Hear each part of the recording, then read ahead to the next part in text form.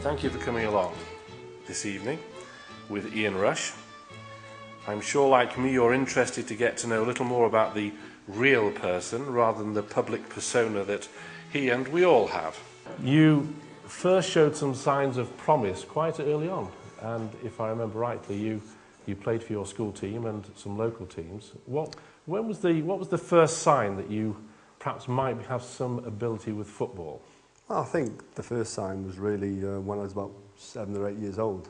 I played for my school then, was in Flint in North Wales, St Mary's School, and we played the local rivals, and we won 8-4 and I scored 8 goals.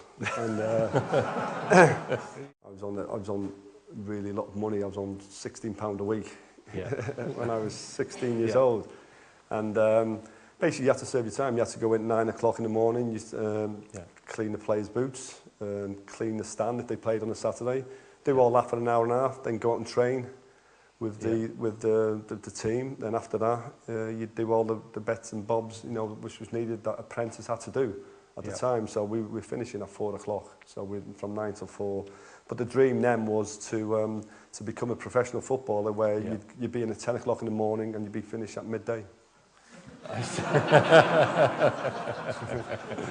The first year that you spent at Liverpool, you said, was actually quite difficult, wasn't it? Can you tell us what the difficulties were? Well, I think the difficulties was really, first of all, I didn't think I was good enough to play for Liverpool.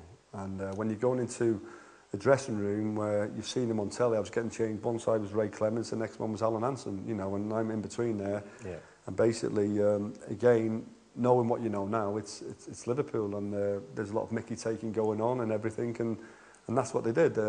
What do they pick on you about then? No, they just picked on me about everything, you know. Yes.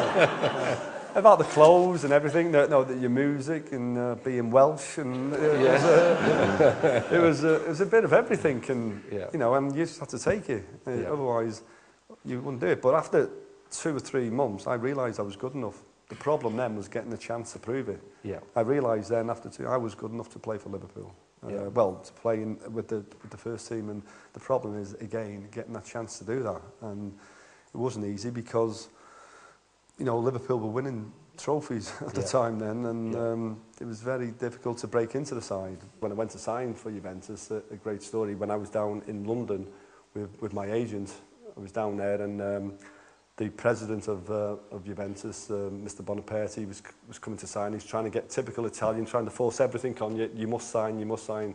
I said, no, I'm going to speak to Tracy, you know, see what we want to do and all that. He said, well, you must know, because the owner of the club will be in there in the next 10 minutes. It's Mr. Agnelli, who owned Fiat, Ferrari and everything. He said he's at an art gallery with the Queen.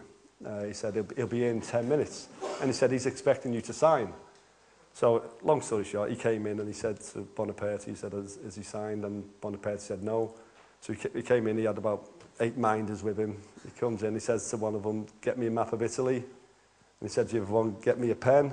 So basically, and he used to always call me Bush. So he gets a pen, he gets a map of Italy, and he marks it, well, half of it, he marks a line across it.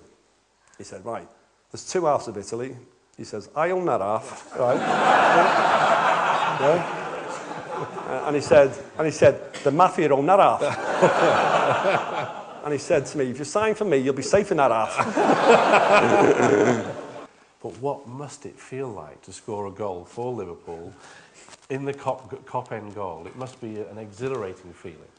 Yeah, but it's talk about that, but it's my job to do it. You know, if I scored 1, I want to score 2. If I scored 2, I want to score 3. And I did. It's only when you finish playing that you look at it and you go, yeah, I was a good player, you know, and simple as that. And but when you're there, it's a great feeling. But I think it's just one of them things where it's my job. Where if I play in front of 100,000, I can turn my mind off to and just put it on the pitch, and that's what I was good at. You know, it doesn't matter how many people I played in front of. I can still focus my mind on the 11v11 and that pitch. And you know, you hear all rumours and all that, you know, the supporters and all that. People say, can you hear people shouting and everything? You hear them singing your name, but you don't take it there. But I think that's what it's all about, your job. That's my job, to score goals. And sometimes you do it, you know, talk about people, you know, can you hear what people are saying?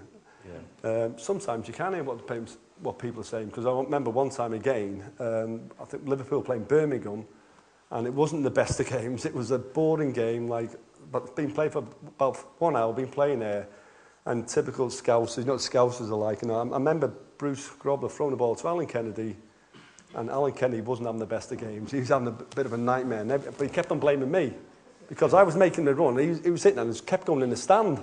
So it's about the 5th time now. I made me run Alan Kennedy, and he's hit it again. He's gone into stand, and he's blaming me. And it just went really quiet then, and I heard a voice from the main stand, bloody hell, they shot the wrong Kennedy.